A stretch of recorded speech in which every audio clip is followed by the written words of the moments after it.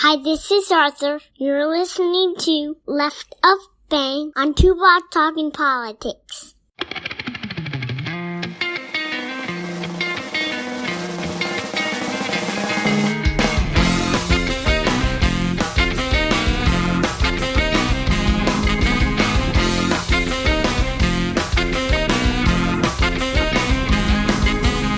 Are you listening? Hi, this is Kelly with Two Broads Talking Politics. Today I am joined by a group of veterans who are seeking solutions to end gun violence. Their working group is called Left of Bang. They had an op-ed a week ago in Newsweek calling on gun dealers and responsible gun owners to prevent the next shooting. They are Travis Akers, Kristen Beck, Naveed Jamali, Naveed Shah, and Fred Wellman. I'll have them each introduce themselves. Naveed Jamali, could you please start? So my name is Naveed Jamali. I spent 10 years as an intelligence officer in the United States Navy Reserve. Prior to that, I spent 3 years working as an intelligence operative for the FBI. I've been an intelligence analyst and an author, and I'm really proud to be part of Left of Bang. My name is Naveed Shah. I'm an Army veteran from Springfield, Virginia. I served in Iraq in 2009 and 10, and I've been an advocate on veterans issues on the Hill for about 6 years now, and I'm really proud to be part of Left of Bang. Hi, I'm Kristen Beck. I'm a retired Navy SEAL. 20 years in the military. I've handled a lot of guns. I'm still a gun owner, and I believe in responsible gun ownership. That's why I'm Left of Bang. Hi, this is Fred Wellman. I'm a retired Army officer after 20 years of service. I spent 3 tours in Iraq as well as Desert Storm. I currently am CEO of a public relations firm that focuses on veterans issues based in Virginia, and also a gun owner, and proud to be part of this interesting group. Hi, I'm Travis Akers. I am a veteran Navy intelligence officer. I've spent 7 deployments in support of Operations Iraqi Freedom and Enduring Freedom, and currently do advocacy on Capitol Hill and other areas for veterans issues. And I'm also a board member for Demcast USA, and I am proud to be part of Left of Bang. All right. Thanks, everyone. So, Naveed Jamali, Naveed J, could you talk to us a little bit about sort of the overview of what Left of Bang is and how you guys got started? As it is in the modern day of social activism, we met on the Tinder of where activists meet, Twitter.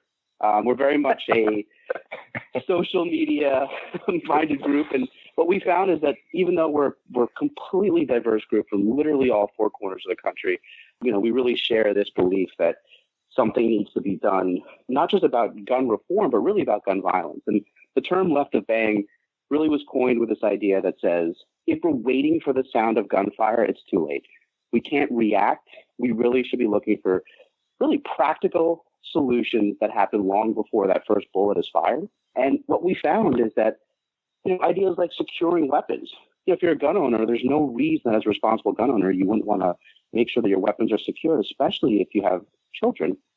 There's really no daylight amongst gun owners about it. This is an idea that I think everyone agrees to.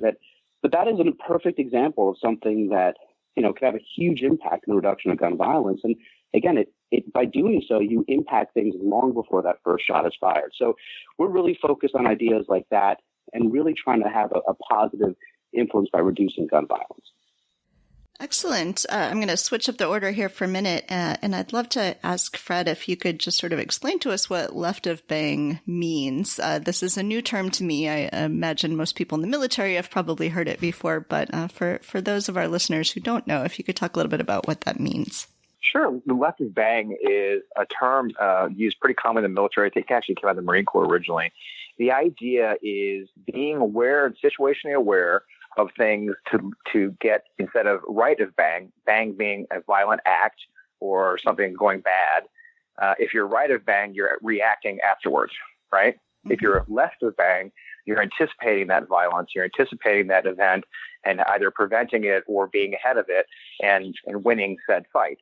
When it came to us, I use the term a lot in my work, and it just came down to how we often see so many discussions around gun violence sort of being at the point of bang or right of bang. In other words, it's simply how we react after a shooting, or the idea of a good guy with a gun stopping a bad guy with a gun. But is that really a good guy with a gun who just happens to be trying to stop the bad guy with a gun? He got shot by the police, right? And so many measures we have what I would call a right of bang or just short of it. And what we want to do is we want to have these discussions, and have proactive ideas that we can agree on left of bang. And what we find in the country today is it's hard to even have a conversation, right? I mean, we have such a hard time finding common ground between those who are passionate about their Second Amendment rights and those who are passionate about, changing that they won't have a conversation. And so we just thought being left of bang means having a conversation well left of violence and thus preventing gun violence ever occurring in the first place. Yeah, that's such an interesting term, and I'm glad to learn it. And I I hope to live my whole life left of bang. Right? I mean, once you get it, you see it, right? And how far left do you want to be? It's a great way of kind of putting it in perspective of how often we were reacting to events instead of preventing those events from occurring in the first place. Yeah. And so I think this sort of starts to get at this, but Naveed Shah, maybe you could talk to us a little bit about why as veterans you have, you're sort of uniquely qualified to talk about this. You have a perspective on this that those of us who have not been in the service, might not fully be able to appreciate. Sure. So, as veterans, many of us have dealt with weapons on a daily basis. As Kristen said, we carried them on deployments every day, and we were trained to observe strict discipline and safety procedures in handling weapons. And personally, I just feel like if the NRA would go back to its original mission of safety and training, a lot of the things that we're talking about now, a lot of the rhetoric you're hearing from both sides would be tempered because gun owners and gun dealers were more safety conscious rather than just, look how big my gun is. It would actually become a different conversation. And I think our experience in the military, safety was always the number one priority when you're on the range or when you're down range and you have a loaded weapon. So that's the most important thing when it comes down to it. Yeah, I was listening to another podcast recently where they talked about how, really people who have been in the military understand that, supporting troops, supporting military, and, in this case, supporting all of us is not about glorifying war, is not about glorifying guns, but really understanding the dangers. Exactly. We dealt with weapons on a daily basis. And so that's why we feel like we have a better perspective on this than a lot of civilians do who might not, deal with weapons at all until they hear about a mass shooting. And a lot of the lingo that we know and have learned, it sparks a different semantic conversation. I think these things they're called clips, not magazines, or just little things like that get away from the main point, which is safety. If gun owners keep their weapons locked up safely, keep them away from children, keep them away from people who shouldn't have them. If gun dealers practice safe sales, if they make sure that they are selling to people that are, going to be responsible gun owners as well, a lot of these mass shootings and, violence in our own communities could be prevented. So, Kristen, I wanted to ask you, you are transgender. You were a key voice in ending the military ban on transgender service members. But we also know that outside of the military, that the transgender community is more likely to be victims of violence. So I think you have sort of a unique perspective here on, on that being left of bang, how we make sure that people are safe. I wonder if you could sort of talk to that perspective a little bit and how that informs the way you think about guns and gun safety. After the Pulse nightclub shooting, I think that we all know that it's something that affects everyone. And then you have to look at left of bang and what we're trying to do. We're trying to identify the targets of these mass shootings, and we're trying to do it like military intelligence would look at the entire problem and look at here's where the targets are, here's the people that are perpetrating the crimes, here's how they're getting the money or the weapons or this or that, or they're even getting their ideologies. And so if we can study everything that's going on and look at the entire picture, and then we put together, policies to answer some of these issues that we're bringing up. And so if we know we're the victims, and that would be African Americans, Latinos, LGBTQ people, people of religion, of the Muslim faith.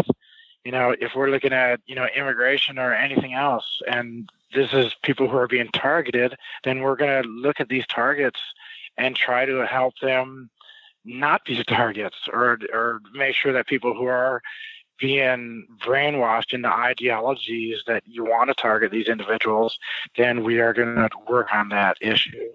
And so I'm another part of it. I'm a target, and I know that. And it's almost like being part of AA. I think that we have to wake up and have honest conversations, say, yes, I am a target. I know I am, and I'm going to start taking precautions. I'm going to do everything I can. I'm going to go to the ballot box. I'm going to vote. I'm going to take any precaution I can in order to change the people who are in leadership, or other precautions that I can do myself. In my local neighborhood, I'm going to fix this problem. Yeah, I think that's so important. Travis, I wanted to ask you if you could talk a little bit about sort of what the group is going to be doing now. So you had this really great op-ed in Newsweek, and several of you have been on different types of media. Sort of where do you go from here? What's the next step for your group? The next step, we released the op-ed in Newsweek last week. We've had a couple appearances on national television, and we're currently drafting another op-ed right now that we anticipate to be released this week as well. But our next step is not just putting things into words. We want to put things into action, and we want to be the catalyst for these conversations to occur. The conversations that both Fred and Naveed have alluded to before, where people on both sides of the argument are able to find a common ground to discuss. Gun safety is one that we think is an easy topic that we should all be able to agree on. Securing your weapons, using them properly, or even identifying other gun owners or members of the gun community who are not doing that, who are not following regulations or recommendations for safety. People who are just walking into a Starbucks with an AR-15 strapped around their shoulder just because they want to make a statement. That's something that we need to address and discuss. And we think these are things that people that are on the left and the right side of the argument can come together and find that common ground. So that's what we want to do next with Left of Bang. And in being left of Bang, that conversation has to happen. And that's what we want to do. We want to spark that conversation. That's our next step. That's what we want to happen. And so, and we'll come back to in a minute sort of what other people can do to help with that. But maybe we could talk about some more things first. Naveed Jamali, you talked some in the beginning about communities and this being a community and looking for a larger community of gun owners and people who want to solve these problems. Can you talk a little bit more about that, expand on that a little bit about the importance of community and getting this done as a community and what that would mean, what that would look like? If we're going to compare this to a previous act, you can think about 9/11 and the days and months and years and decades, frankly, post 9/11, that in many ways, look, to be quite candid, the reason that we've been safe and the reason that in many cases we've been able to reduce and just flat out stop acts of terrorism is because we've had the support in large parts of the Muslim and South Asian community, a community that I belong to. You can't just force a community to change. It doesn't work. There has to be ways that they can come along and be part of this. And that's the same approach we want to take here. We don't want to demonize gun owners. We don't want to vilify them. But we do know that many, many, many responsible gun owners look at this and say, hey, something has got to change.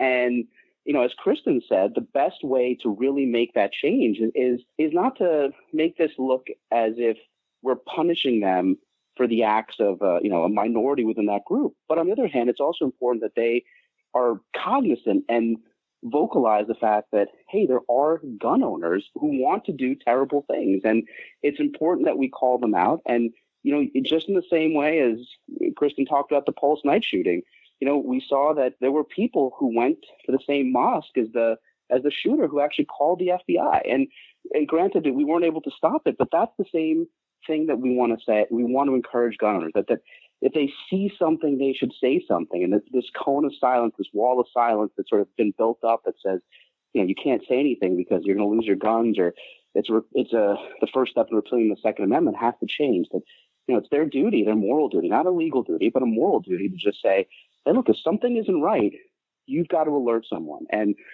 again, to what Travis was talking about, we really want to push this idea that there should be a formal way that people can do so. You can correct it if he's just as Naveed Shah was saying, if you see someone on the range doing something inappropriate, you want to tell them.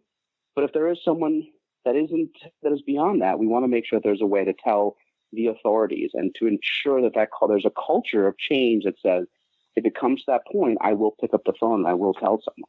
Yeah, I think that's important. And I think, having laws that will put some teeth into that, are going to make the difference, right? I think a lot of people are scared to say something and they don't see the point in saying it. They're afraid that saying it won't do anything, that it won't accomplish anything, and they will have gone out, stuck their neck out for nothing.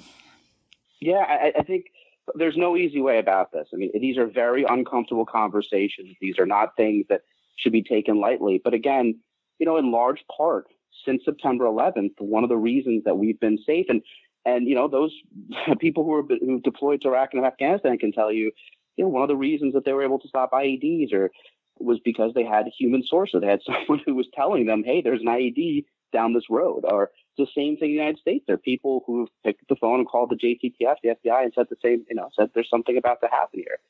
It's a culture change, but the cone of silence has got to be removed. You can't be embarrassed or worried about that.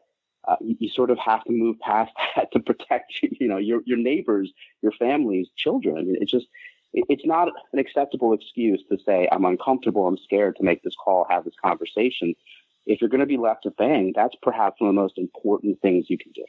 Yeah. So, Fred, we're talking about these things that people agree on, things that we should be able to do, but this has become such a divisive debate, and it seems like there's not a middle ground, that people are just out of hand dismissing what the other side, quote unquote, says. Can you talk some about how you think that this approach, that what you're doing can start to bridge that and bring this conversation together in productive ways?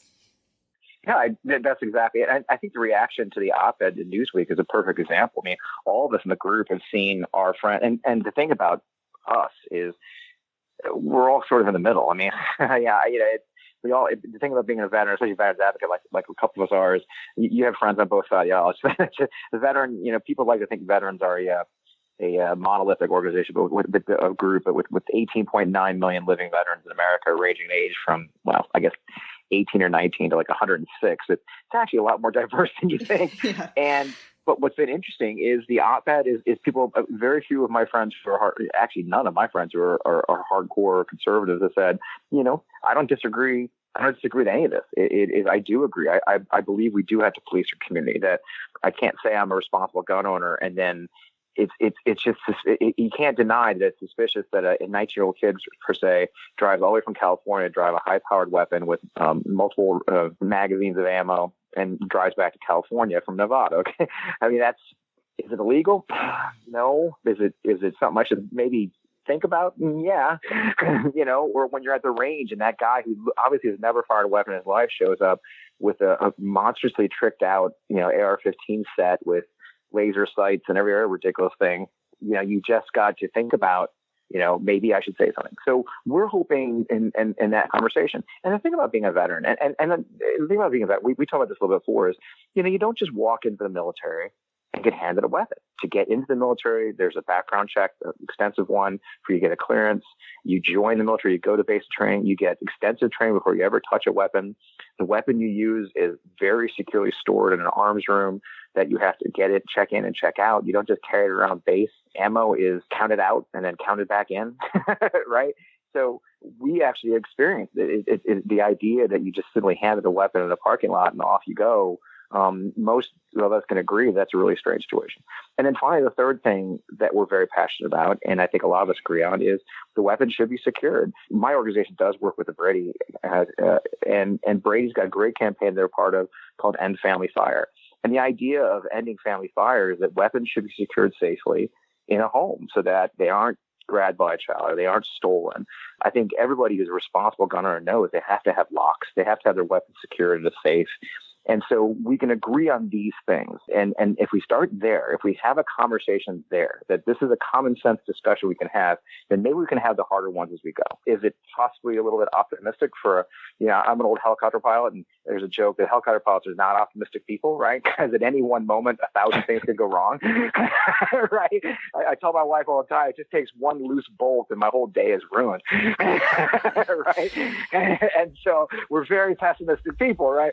But even as an old pessimistic helicopter pilot, I'm an optimist enough to say, if we can just start talking, if we can get in a room and just start talking, imagine the possibilities. In a time like today, where there's a lot of yelling and not a lot of talking. So I hope my wife's not listening. She's not going to believe for a second I'm an actual optimist, but you never know.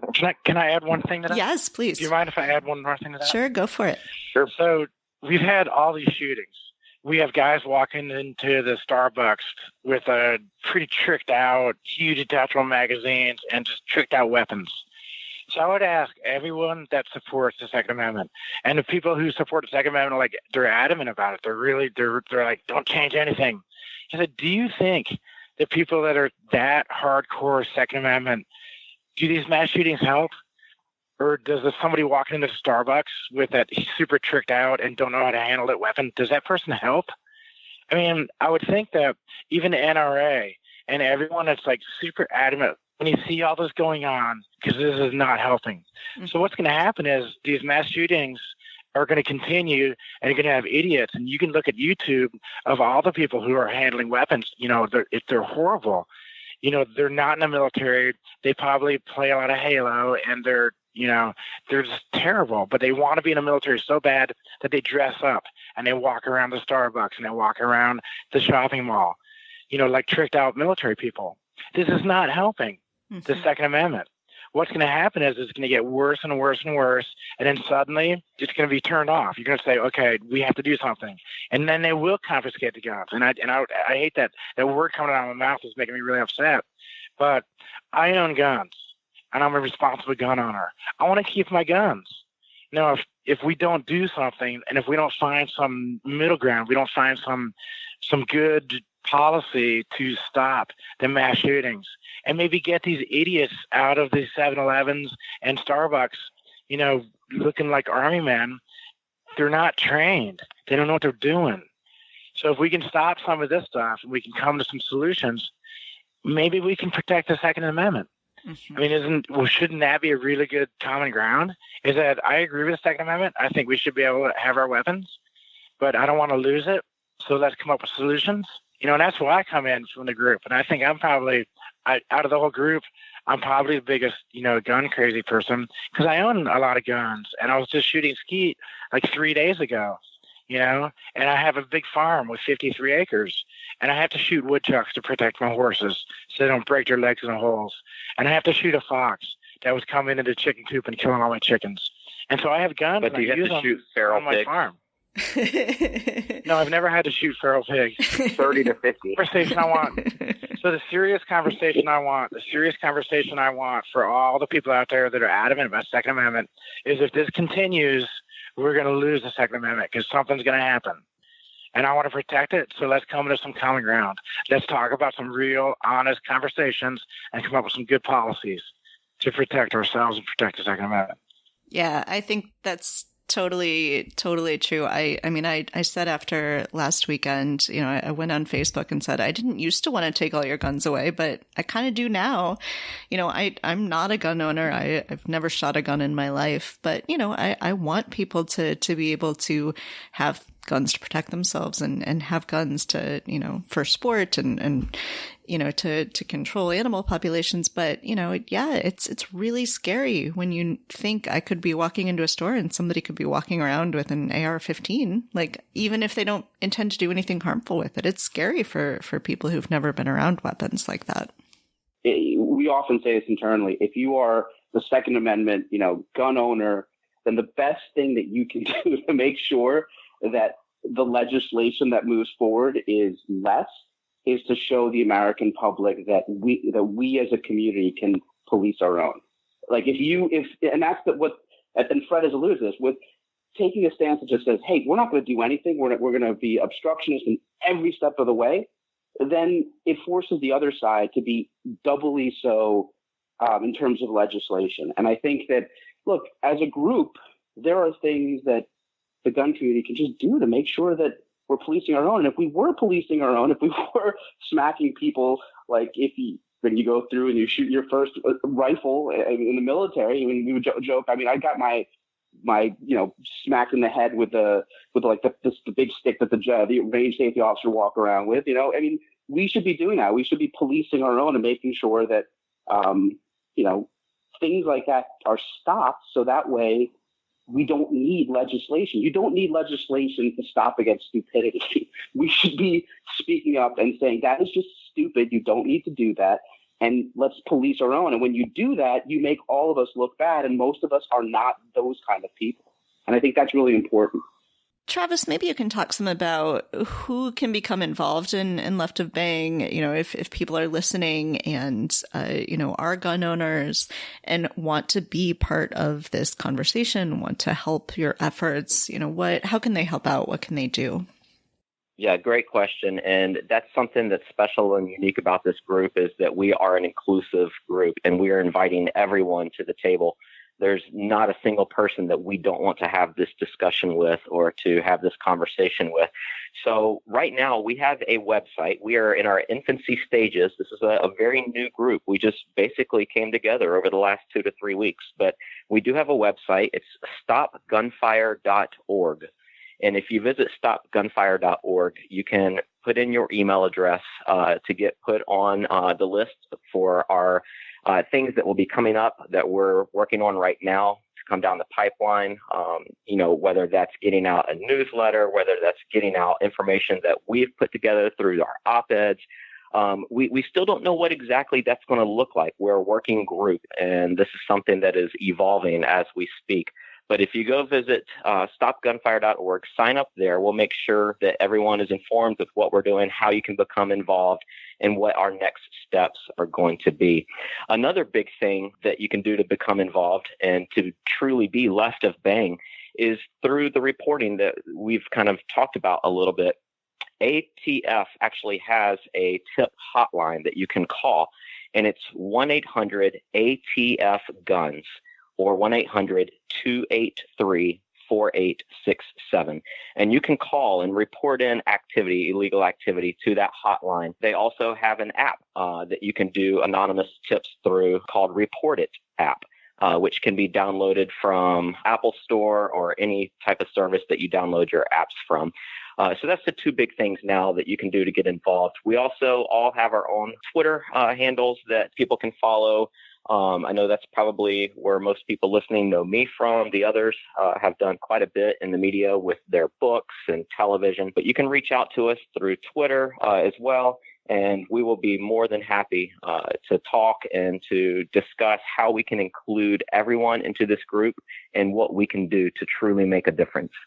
Excellent. We'll put links up on our website to your website and all your Twitter handles and the op-ed as well so that people can find that and do a little more research on this. Are there other things that we want to make sure we touch on before we wrap up?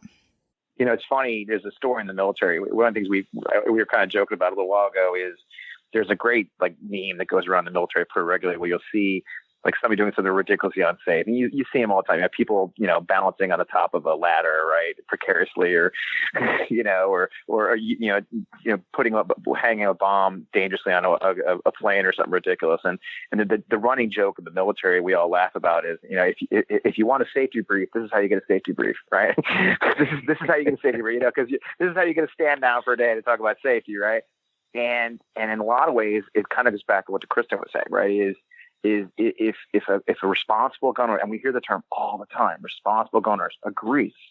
If responsible gun owners want to avoid more regulations and more laws and more restrictions, then we have to act responsibly. And so, it's just the same way. If you want to be treated as a safe member of the military, then act safely, right? And this doesn't go to a law. This isn't it's us sitting on our hands hoping Congress will get around to doing something, or maybe after recess, and maybe if Senator McConnell decides to let something be, the techniques that when we wait for government to solve our problems, that those of us in our community, again, it's not there isn't regulations in the military preventing you from doing unsafe stuff, But common sense should say, hey, man, why are you on top of that ladder with like no, with no handhold? The 3 points of contact we joke about in the military. It's no difference in this case, right? It's like, if you don't want more regulations, and when you say you're a responsible gunner, act like it. The perfect example, again, is the young man who strapped, an AR-15 and a handgun and body armor and walked into Walmart to, quote, test his Second Amendment rights and cause a panic. And frankly, lucky to get shot in the head by someone, right? And so that's not responsible, right? Is it legal? Well, shockingly, yes, it is in Missouri to do that. But we just can't sit back. And this is how you end up with more laws, is the people who think they should test the Second Amendment or test a business's rules, to prove a point that it's, you're not allowed to have a weapon there. Well, maybe it's because people are scared right now. And common sense dictates that as responsible gun owners and responsible member of the community, then we step up to the plate and say, hey, man, that's a really bad idea, and you should not do that. By the way, I'm going to call the cops before you ever get there to make sure they're waiting for you so you don't do something mind-boggling stupid. It's just, hopefully laws will fix that. Laws will come in with common sense, obvious common sense laws, just like you can't yell fire in a freaking theater, right? There are restrictions on the Constitution, but we avoid those by acting responsibly. But that drives a lot of it. I think it's fun that one of the first conversations we had as a group was that, laughing about that. Like, this is how you get a safety brief. Well, you want more laws? This is how you get more laws, not acting responsibly. Yeah. And, like I said, I've never fired a gun in my life, but it just doesn't seem like an AR-15 is the best weapon for self-defense in a crowded store. There's that. There's a whole conversation on that. Well, for that many, it's not a very good defense against 30 to 50 feral hogs either. Ironically. Yes. Yes.